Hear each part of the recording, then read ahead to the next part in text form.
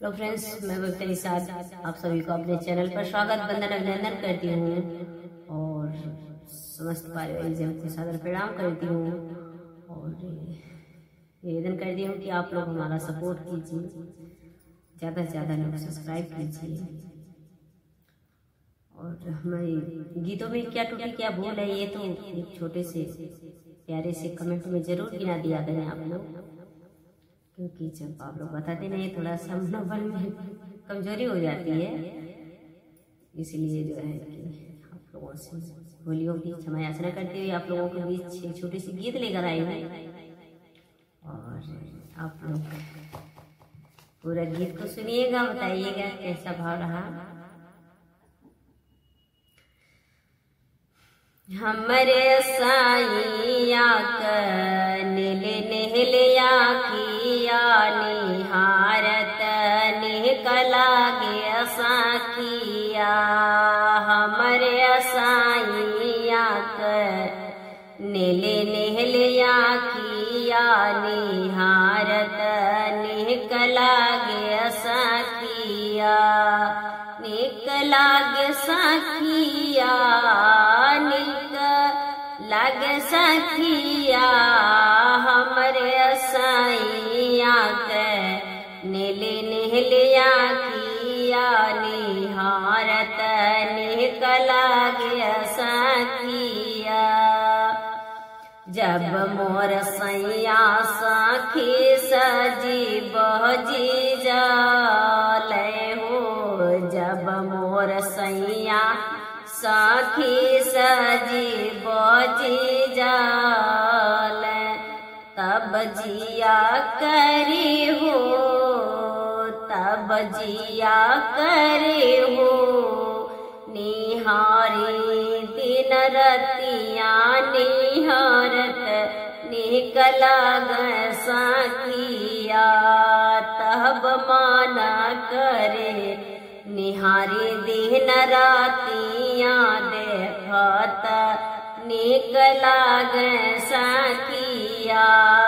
तब मना करे निहारी दिन रातिया देखत निकला गया साखिया। मोर साईया के नेहलिया किया निहारत निकला गया साखिया। मोर साईया के नेहलिया किया निहारत निकला गया साखिया। जब सैया मोर साखी झारल बाबरिया हो। जब साखी सैया मोर झारल बाबरिया हो। झारल बबरिया साखी झारल बाबरिया। तब मान करे लरिया देखत निक लागे साखिया। तब मान करे चुमिल लरिया निहारत निक लागे साखिया। मोर साईया के मोहर साईया के नेहलिया किया निहारत निकला गया साखिया। मोर साईया के मोहर साईया के नेहलिया किया निहारत निकला गया साखिया। जब मोर साखी सैया को चले पनावा हो। जब साखी सैया मोर को चले पनावा लाल होई जहला मोर सैया जी के ओठवा। लाल होई जहला मोर सैया जी के ओठवा। सैया जी के ओठवा हो दूल्हा के ओठवा। तब डर लगे नाना जर सखिया मोरे दूल्हा के। नीले नीले आखिया निहारत निक लागे सखिया मोहरे साइया के मोहरे दूल्हा के।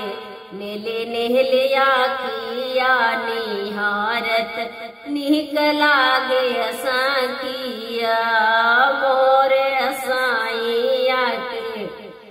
नीले नीले आखिया निहारत निक लागे सखिया। जब साथी सैया निकले घर से बाहर, जब साथी सैया निकले घर से बाहर हो। घर से बाहर साखी घर से बाहर। तब जिया डराला, तब जिया डराला घेरे ना सवतिया सखिया मोरे सैया के। नीले नीले आखिया निहारत निक लागे सखिया हो मोरे दूल्हा के मोहर पियावा के। नीले नीले आखिया निहारत निक लागे सखिया हो मोरे साइया के मोहर पियाऊ के। नीले नीले आखिया निहारत निक लागे